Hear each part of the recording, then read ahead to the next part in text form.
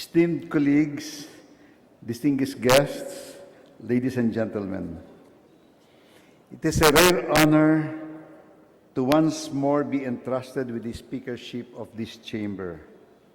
This grave responsibility was first reposed on me briefly in 2001 and again in the 15th Congress. Today, I am deeply humbled by your vote of confidence. I accept anew this duty, equally confident that, irrespective of our differing political affiliations, geographic or sectoral interest and persuasion, we will always stand strong and unified in our resolve, not merely to consolidate the gains thus far realized, but to move towards our great future. I pledge before you, I pledge to honor your trust with a leadership that respects the voice of every member of this chamber in all proceedings and uphold the energy of this assembly as a democratic institution of government. Mula sa puso ko, maraming salamat sa inyong lahat at sa inyong pagtitiwala. At this point, I'd like to congratulate the new minority leader, Congressman Ronaldo Zamora of the Long District of San Juan, who happens to be my neighbor, actually. The 4th District of Quezon City adjoins the 1st District of San Juan. But that's about all I know about San Juan. Whether re-elected or as new members of this chamber, we all witnessed the back-breaking burden the legislatures of this House bore to discard practices of the past and steer the country towards the proverbial matuwid na daan. In the past 3 years, it was this House which overhauled the appropriation process and built the habit of the prompt enactment of a transparent and responsive national budget. This House, which refused to shirk from the politically difficult task of impeachment, and this House, which fortified the constitutional promise of accountability in government. Our ratings achieved by this House in successive public trust surveys are not only historic, they are likewise indicative of the transformation of this institution, of our efforts to place our national constituency front, back, and center of our legislative agenda.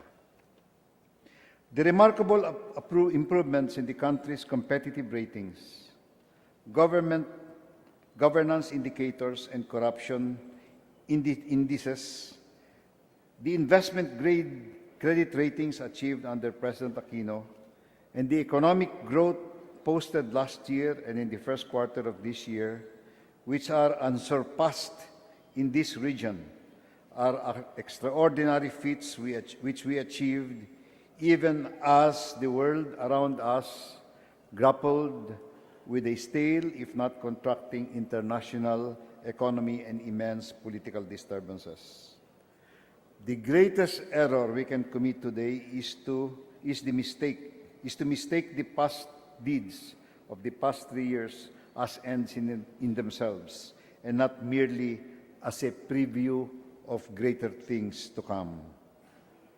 Our task in the next 3 years must be to resist the costly temptation of resting on our laurels, to inspire greater belief in our collective capacity for greater accomplishment within our country and outside, and to marshal government resources towards making possible a more vibrant and resilient economy and people.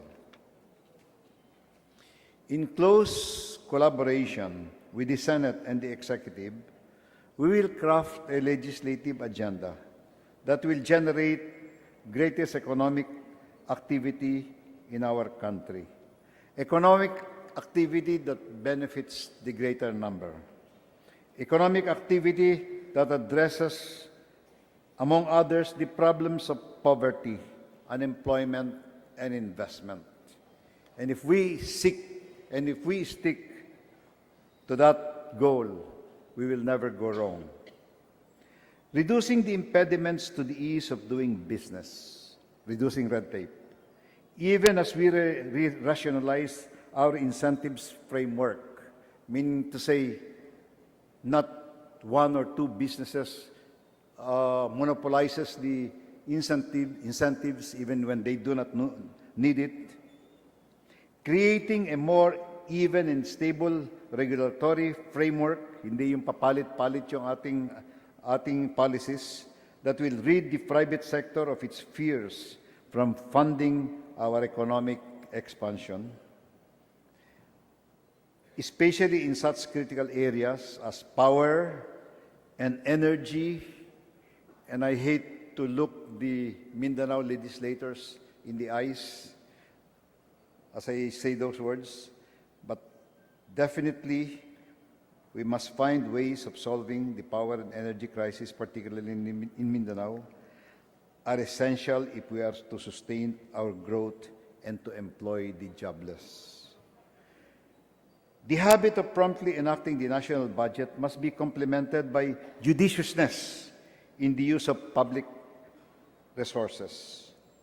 The reprieve enjoyed by our people from additional taxes can be sustained without substantially impairing our future growth with expansion of efficiency in government spending, and that this should be further strengthened and institutionalized in our Appropriations Act and assiduously guarded through the oversight powers of the House.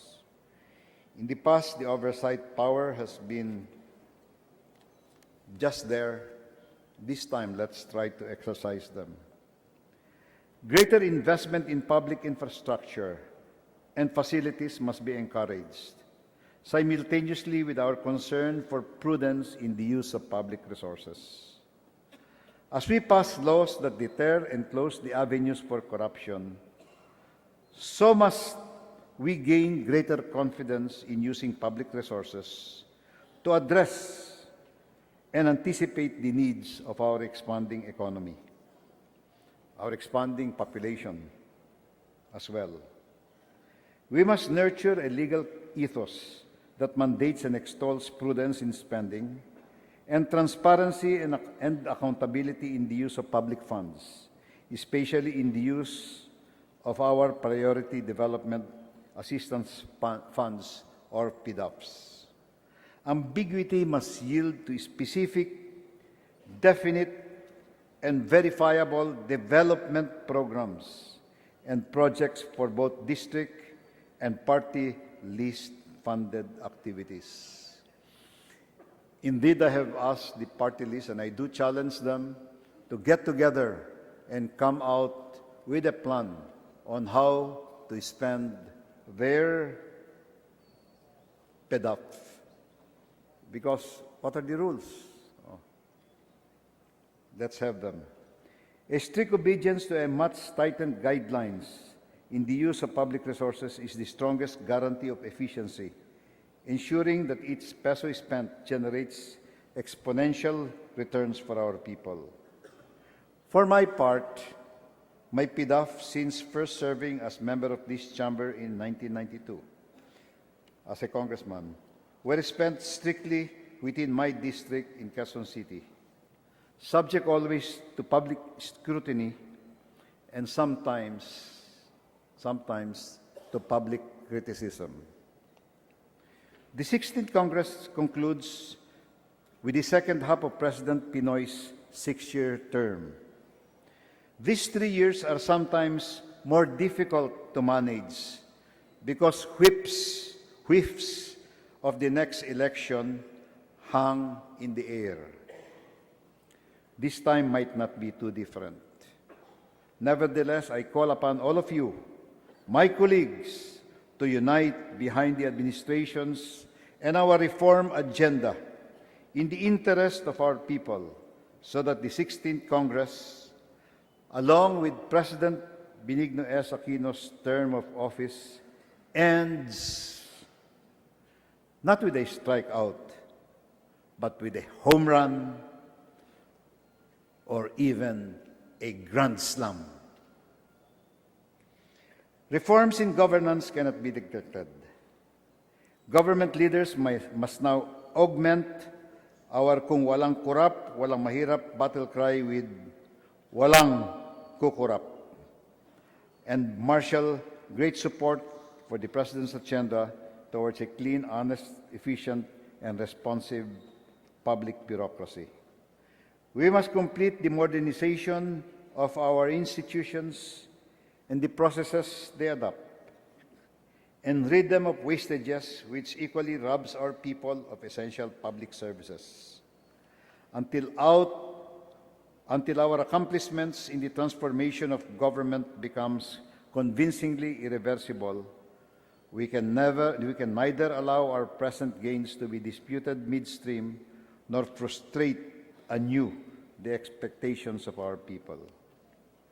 My colleagues, our beliefs and philosophies will undoubtedly require us to debate and to disagree as we perform the legislative duties we will set up. But our democratic experience in the past Congress, the Congress which courageously tackled some of the most controversial and divisive of measures, should remind us that our differences cannot remotely justify the obstruction of urgent and necessary legislation, but must in fact be used to enrich and improve them. With your help, ours will be a proactive 16th Congress, one that refuses to squander the accomplishments of our predecessors, but to build on them, even to surpass them, that we may finally bridge the realities of the present and the promises of the future.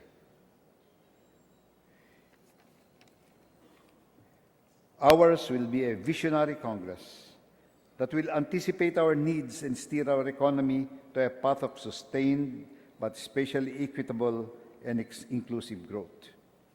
Together with you, we will be that Congress worthy of the trust reposed upon it by the constituency who elected us, the Filipino people.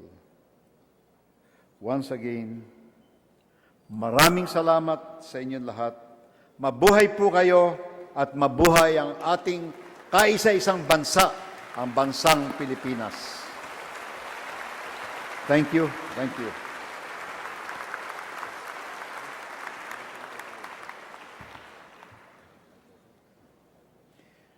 Floor Leader Gonzales.